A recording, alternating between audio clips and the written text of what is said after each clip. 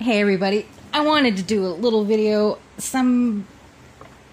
I was just saying I have a video I needed to upload. I was talking to Non-Fadeable, and so I thought, oh, I'll just make it right now. Cool story. A couple of cool stories of how I feel God is blessing me, even though things are crazy and chaotic. But I don't know, things are still going pretty smoothly for me. So I went to the cash machine today at this bank, and there's this person that came up to me and started talking to me, who is a customer that I've seen at this restaurant I like to eat at all the time. And he's like, hey! And he's like, hey! I go, hey! And we exchanged phone numbers and stuff. But here's the cool story. Okay, so this person's completely awake. He's also a Christian. He has some heat he is packing, if you can catch my drift. And he wants to teach me how to use it. And we were talking about, I said, I need to get a tribe of people who are awake in my area.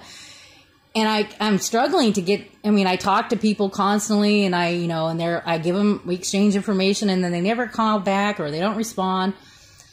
So he says, oh yeah, he goes, I got a lot of tribe people around me that are awake. And he says, yeah, we should go out to lunch and talk about all these things.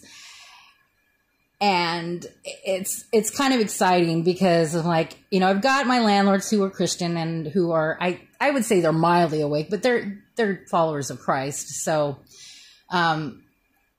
but he's awake. Well, they're not completely awake to the agendas that you and I are.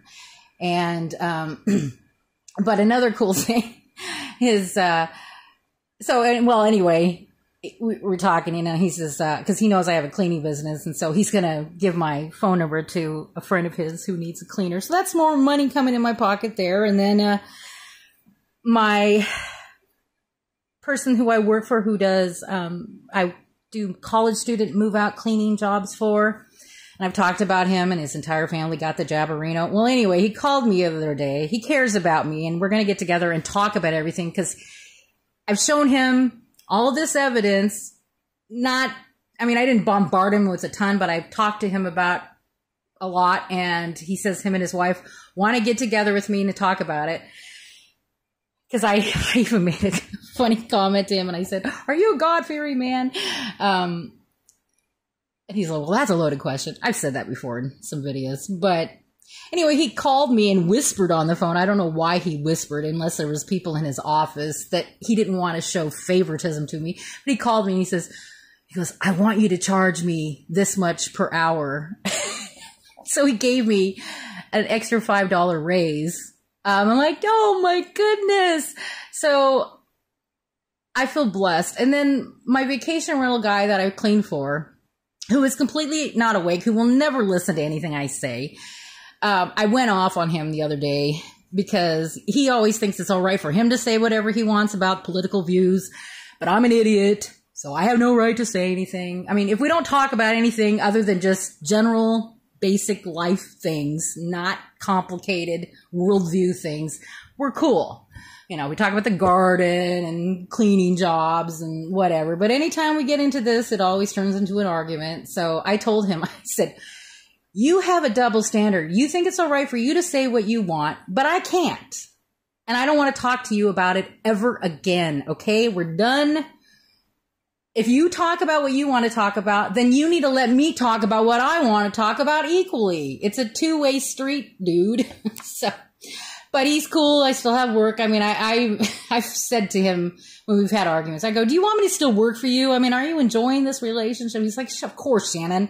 I still want you to work for you. But, with what's happened in my life, sometimes with people, I just don't always know. But these people are loyal, even though some of them are cuckoo for Cocoa Puffs. But I think that was really cool, though. It's like divine timing or whatever. I've seen that gentleman. He's an older man. He's he's 65. And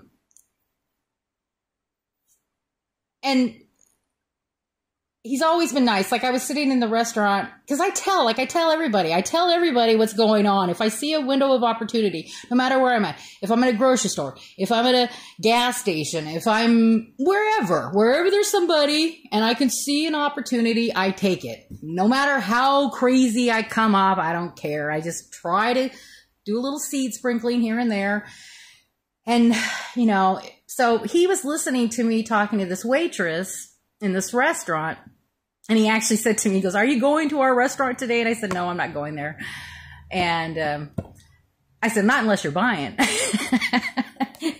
And he's like, "Okay, well, another time." No, I'm just kidding. Don't start mooching off of people all of a sudden. But it was cool because I'm like, I want local people because he's like, it's our country. And we need to fight. And he's like, we're just talking about everything. And it's so cool because we're going to get together, talk about planning, and he's already prepping, and he's been, he's prepped, and he's going to take me out and teach me how to, bang, bang. All right. Well, I know, right? Somebody's going to say some stinking little whatever that they do, but there's nothing wrong with protecting you and your own, and that's how I feel. So,